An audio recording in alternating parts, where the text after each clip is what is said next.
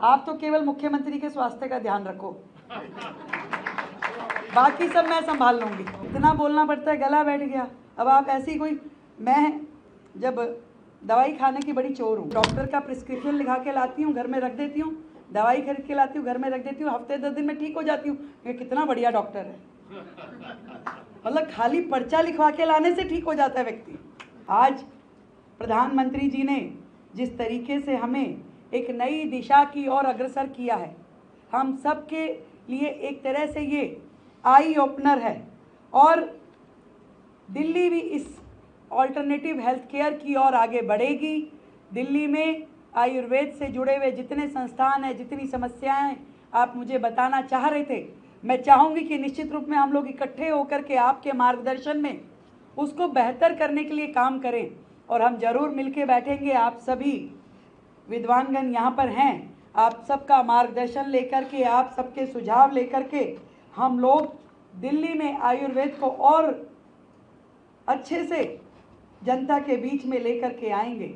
मैं दिल्ली की मुख्यमंत्री होने के नाते इतना विश्वास आप सबको दिला सकती हूँ कि चाहे दिल्ली सरकार के द्वारा चलाए जा रहे मेडिकल कॉलेजेस हों, डिस्पेंसरीज हों, या हमारे जितनी भी इंस्टीट्यूशंस हैं, उन सब को एक बार रिवाइव करेंगे। एक बार उनकी बेहतरी के लिए जो जो संभव प्रयास है वो सरकार करेगी।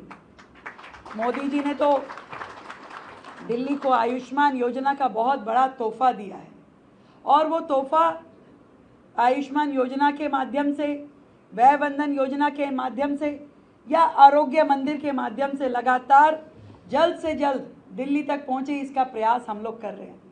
मैं तो इतना कहना चाहूँगी गुरुजी, आप तो केवल मुख्यमंत्री के स्वास्थ्य का ध्यान रखो, बाकी सब मैं संभाल लूंगी।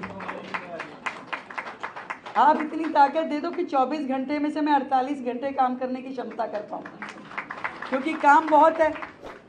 अब इतना बोलना पड़ता है, गला बैठ गया। अब आप ऐसी कोई, मैं जब दवाई खाने की बड़ी चोर हूँ, दवाई मेरे से खाई नहीं जाती, तो डॉक्टर का प्रिस्क्रिप्शन लिखा के लाती हूँ, घर में रख देती हूँ, दवाई खरीद के लाती हूँ, घर में रख देती हूँ, हफ्ते 10 दिन में ठीक हो जाती हूँ। ये कितना बढ़िया डॉक्टर है, मतलब खाली पर्चा लिखवा के लाने से ठीक हो जाता है व्यक्ति। तो ऐसा ही कुछ ज्ञान दे दीजिए मुझे कि मैं दवाई भी ना खाऊं और मैं ठीक रहूं, स्वस्थ रहूं और अपने देश को स्वस्थ रखने की दिशा में काम कर सकूं। सही मायने में मैं बताऊं, दिल्ली की जो स्वास्थ्य व्यवस्था है ये बीमार है, बहुत बीमार है। दवाई की कमी, प्रशासन की कमी, इंफ्रास्ट्रक्चर की कमी, दिल्ली के लोगों को जो हक है उनका वो नहीं मिल पा रहा।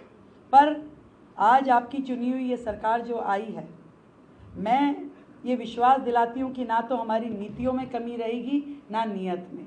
हम दोनों चीज़ों को लेते हुए अपने दिल्ली की स्वास्थ्य व्यवस्थाओं को बेहतर करने के लिए पूरी ताकत लगाएंगे। ईमानदारी से जो जनता का अधिकार है, वो सब चीज़ें जो केंद्र के द्वारा लाई गई योजनाएं हों या दिल्ली की अपनी ज़रूरत हो, दोनों को हम पूरी तरीके से 100% उस टारगेट को अचीव करने के लिए काम करेंगे, जहां एक भी व्यक्ति बिना इलाज के ना रहे, कम से कम इलाज के कारण से किसी की मृत्यु ना हो, और हमारे अस्पतालों का सिस्टम भी इतना ट्रांसपेरेंट हो।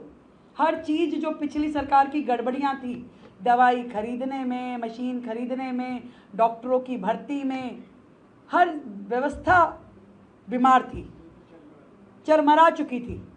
आज जब मैं खोल करके जो अध्याय खोलती हूँ वही लगता है कि भाई ये क्या गड़बड़ है, ऐसा कैसे हो सकता है। 24 अस्पताल दिल्ली के, जिसमें 2000 करोड़ रुपए से ज़्यादा पिछली सरकार ने खर्च कर चुके थे, आज जीरो स्थिति में खड़े हुए। आज हम सोचते हैं कि भाई इसको पूरा करना अपने आप में एक बड़ा, ऐसा लगता है 2000 करोड़ तो खर्च हो चुके, टोटल 2500 करोड़ के प्रोजेक्ट थे, आज उसमें और 2500 करोड़ रुपए लगाने के बाद भी वो रिवाइव होने की स्थिति में नहीं दिखते। ऐसी बीमारी, अब इसकी नस पकड़ के बताओ कि क्या क्या करना है।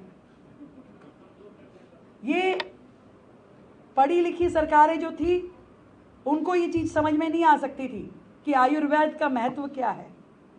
वो अपने आप को पढ़ा लिखा मान करके बड़े सुशोभित होते थे कि भाई हम तो देखिए क्या कर रहे हैं, परंतु देश की जो इतनी बड़ी एसेट है, इतनी बड़ी धरोहर है, उसको आज हम गर्त में नहीं छोड़ सकते, हमें उसे आगे लेकर के जाना पड़ेगा।